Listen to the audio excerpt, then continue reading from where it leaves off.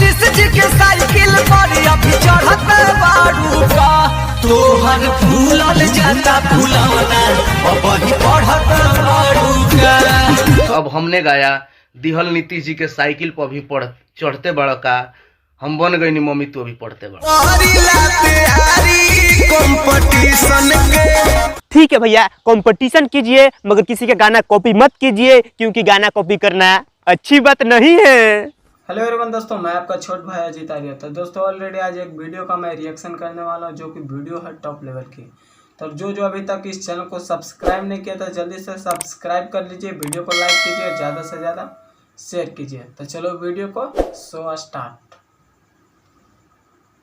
एक बार गाना गाने से पहले आप सर्च कीजिए। ओके भैया, 1 मिनट रुक जा।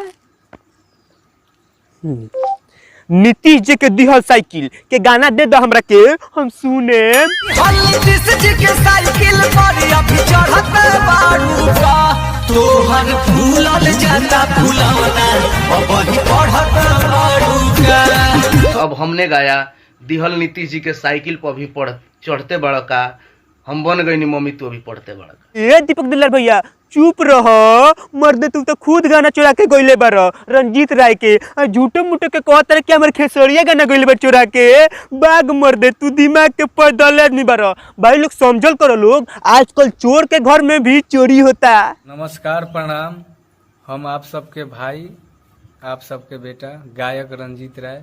यह भाई लोग ओरिजिनल गाना गइले बारन कि दिहल नीतीश जी के साइकिल पर अभी चढ़ते बारू का, हम तो तूर तर के बिक दिहनी, अभी तू से पढ़े जाते बारू का। ए भैया तनी तू एक बार गाना के गावा ना। दिहल नीतीश जी के साइकिल पर अभी चढ़ते बारू का तहर फूलल जाता फूलौना अब वही पढ़ते बारू का। वाह भाई, आपका ही ओरिजिनल गाना है, मगर दीपक दिलदार जी कह रहे हैं कि ये तो हमारा गाना है रे बाबा। ठीक है भैया, कंपटीशन कीजिए मगर किसी का गाना कॉपी मत कीजिए, क्योंकि गाना कॉपी करना अच्छी बात नहीं है।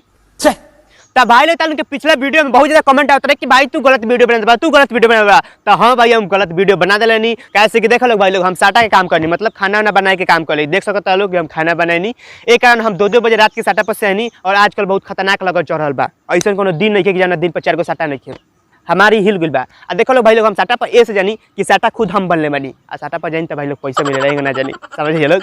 तो यही कारण हम वीडियो के मतलब ध्यान नहीं दे पाओ। 2 बजे रात के आनी तो सूतम तो भाई लोग की वीडियो बने, ये बताओ लोग तू लोग। और यहाँ हम तो दिने में नहीं बनी हन, यहाँ हम तो दिन में वीडियो बनेला।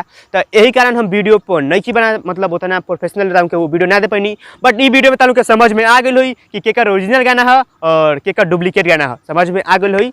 और अगर जो इस मतलब ई गाना पर तालू के रोस्ट वीडियो चाहिए तो प्लीज़ 3 सेकंड में लाइक मारो लोग। ई गाना पर हम रोस्ट वीडियो लाएम, खेसारी लाल और दीपक लाल के गाना पर रोस्ट वीडियो आई, वो कॉमेडी की एक्शन से भरपूर। और हम जाते नहीं अब साटा पर, अब खाना बनाए के भाई यार एक ठई अभी आइल बनी, वो 2-3 घंटा के छुट्टी मार के आई रहनी है कि जाता नहीं घर तनी काम बा, आप समझ सकते हो, वीडियो ही बनाई रहनी है। जाता नहीं साटा पर पूरी सब्जी खाएम, खाना मतलब पहले बनाएम तब नहीं खाएम। चलो लोग बाय बाय, मिलें फिर एक नेक्स्ट वीडियो में, तब तक के लिए बाय बाय। तो दोस्तों इसी तरह वीडियो देखने के लिए इस चैनल को सब्सक्राइब कीजिए, वीडियो को लाइक कीजिए और ज़्यादा से ज़्यादा शेयर कीजिए। तो दोस्तों चलो वीडियो को यहीं पे एंड करते हैं।